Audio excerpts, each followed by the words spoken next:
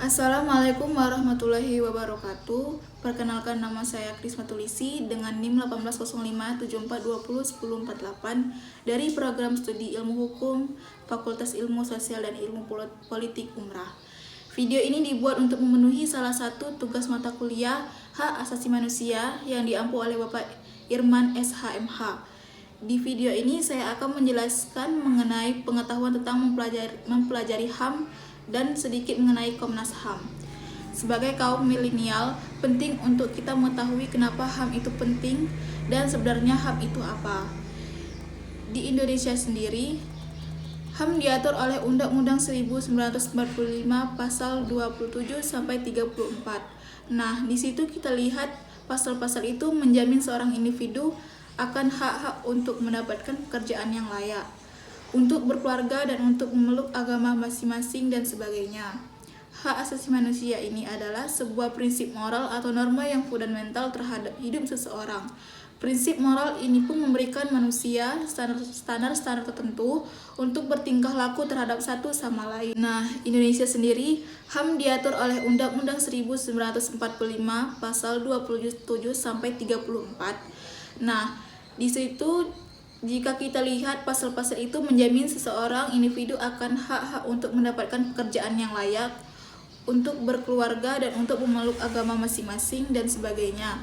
Hak asasi manusia ini adalah sebuah prinsip moral atau norma yang fundamental terhadap hidup seseorang. Prinsip moral ini pun memberikan manusia standar-standar tertentu untuk bertingkah laku terhadap satu sama lain.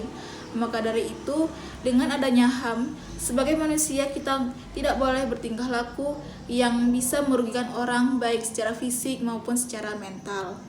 Nilai-nilai HAM ini juga sifatnya inheren atau sudah tertanam dalam diri individu sejak ia lahir dan tidak bisa dicabut oleh siapapun. Jadi karena sifatnya inheren, HAM ini suatu hal yang penting sekali untuk kita perjuangkan. Kegagalan untuk memastikan HAM bagi rakyatnya harus diperbaiki agar semua bisa merasakan haknya. Yang menjadi permasalahan saat ini adalah kondisi HAM itu berbeda-beda di setiap negara, tergantung oleh budaya yang ada di negara tersebut. Misalkan di negara-negara seperti Amerika Serikat dan Inggris Raya, di sana memang sudah mempunyai kondisi HAM yang sesuai dengan apa yang disebarluaskan oleh PBB.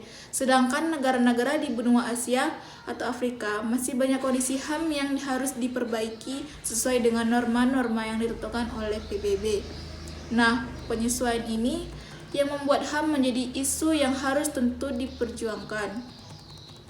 Selanjutnya mengenai Komnas HAM, yaitu lembaga yang lingkup tugasnya adalah di bidang HAM, yang mana Komnas HAM ini bertujuan untuk yang pertama, mengembangkan kondisi yang kondusif bagi pelaksanaan hak asasi manusia dengan Pancasila, Undang-Undang Dasar 1945 dan Piagam Perserikatan Bangsa-Bangsa serta Deklarasi Universal HAM. Yang kedua, meningkatkan pelindungan dan penegakan hak asasi manusia guna berkembangnya pribadi manusia Indonesia seutuhnya dan kemampuannya berpartisipasi dalam berbagai bidang kehidupan. Nah, untuk mencapai tujuannya, Komnas HAM ini melaksanakan fungsi sebagai yang pertama, pengajian, penelitian, penyuluhan, pemantauan dan mediasi tentang hak asasi manusia. Yang kedua, Komnas HAM ini beranggotakan dan berintegrasi tinggi, menghayati cita-cita negara hukum dan negara kesejahteraan yang bertindak keadilan, menghormati hak asasi manusia dan kewajiban dasar manusia. Yang ketiga, Komnas HAM berkedudukan di Ibu Kota Negara Republik Indonesia. Yang keempat, perwakilan Komnas HAM dapat didirikan di daerah. Ini diatur dalam pasal 76 sampai 79 tentang hak asasi manusia. Salah satu tugas Komnas HAM ialah menerima laporan pengaduan, tapi di sisi lain terjadinya pelanggaran HAM berarti masih ada orang-orang yang tidak tahu dan tidak memahami HAM sehingga terjadinya pelanggaran HAM tersebut.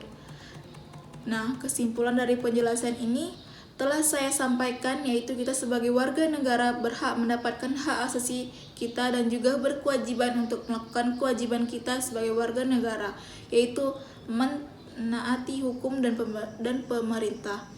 ikut serta dalam upaya membela negara, menghormati hak asasi manusia orang lain, serta wajib ikut dalam usaha pertahanan dan keamanan negara untuk mencapai negara aman dan damai. Demikianlah penjelasan dari saya, terlebih dan terkurang mohon maaf. Semoga bermanfaat. Terima kasih.